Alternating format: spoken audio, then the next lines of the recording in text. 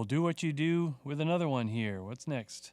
This one's called Let Live, and we're going to change things up. And man back here on the drum set, Kevin's going to sing this song. Okay, Kevin. Oh, yeah. Right on.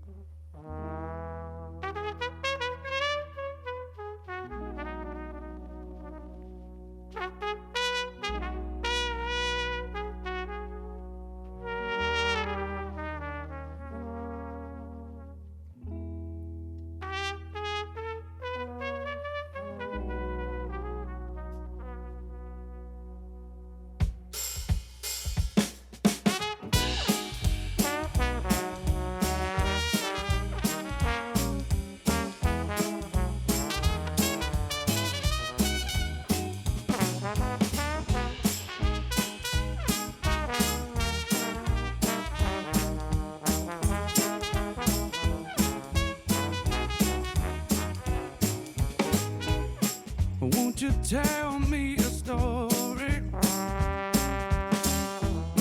or maybe sing me a song? 'Cause I've been dreaming about a world I used to know, and wondering what went wrong. But people say we're not so far away. All they wanna do is fight. It should have never been a problem. Didn't your mama teach you wrong from right? Well, I know. Live and let live are all the same. When we die, when we die.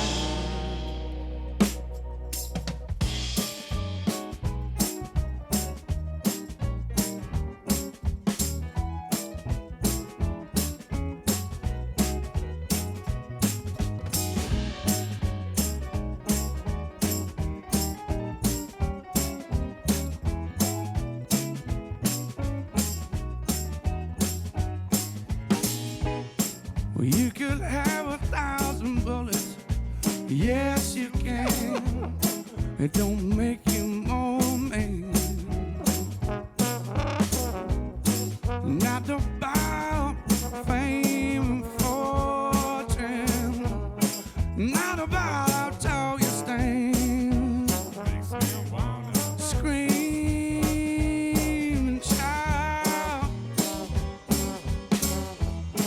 'cause I just don't understand. It should have never been a problem. Can't you see we're all friends? Well, I know. Live and let live, we're all the same. Live and let live, we're all the same.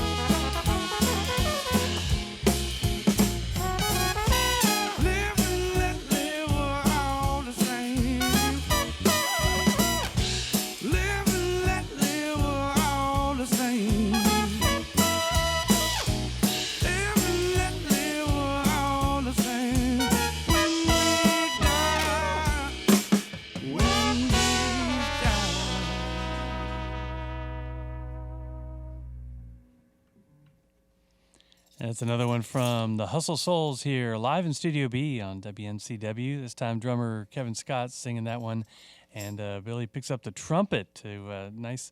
I love hearing the trumpet and trombone together with Justice Man on the trombone. Reminds me of that Mardi Gras set you did at Ocklawaha. Mardi Gras is probably a good time for the Hustle Souls. Yeah, I actually went to Mardi Gras in New Orleans for the first time this year, doing some research, and we're gonna step it up next year. I'll tell you that much. But yeah, Justice is a new full-time member. We started doing some Mardi Gras shows, and we're asked to bring horn section to those. And we always heard horns in the music, but we couldn't afford them, and we still can't. But we got hooked on it, and we just got hooked on it. We just kept inviting them to shows, and eventually we were like, let's just go all in on this, and we can play a lot more with the horn section vibe. We can write knowing that we got a horn player there with us, and man, we've been loving it. So yeah, cool. Brass all day long. Right on. One thing you can do with the horn player to help make it happen financially viable and all, have the horn player in charge of social media promotions. That's it. You heard it here, guys. Justice, you're hired. All of a sudden, the weight on his shoulders. Just like, no, I don't want to do that. Yeah. So, what more things might you bring to the Mardi Gras show next year after doing your research and development foray? I don't know if I can write it off as research and development for the IRS, but sure. As long as I don't tell anybody about it, I think that's the plan. Okay. But I was amazed by the costuming, the floats, and just like the whole city really gets behind it. They shut down. I was amazed that I walked into a Whole Foods to get some sandwich materials, and they were like, "We're closed on Wednesday. Don't even come." And it's like that's big corporations. The whole city shuts down, and everybody takes a moment to.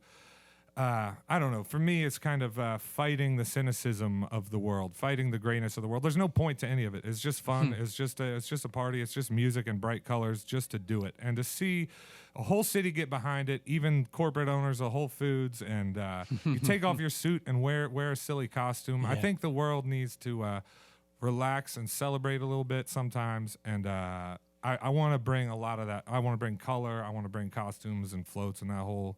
I don't know if I can get a float together, but we need a team. If anybody out there knows how to build a float, shoot us a message for next year. Yeah, the Asheville Mardi Gras scene is definitely a good, strong, cohesive organization, a movement, and they're often getting floats together. Yeah, it's a movement I support fully. Yes. Yes. Well, speaking of costumes, you've got some pretty cool videos out there. There's some cool Hustle Souls videos. That one video, Only Want Some Answers, there's some neat costumery and setting. I don't know what all was going on with that one. And well, we started off making music videos. We have no clue what we're doing, but it's a really fun creative process just jumping into it. And we had a professional videographer with us, Donnie.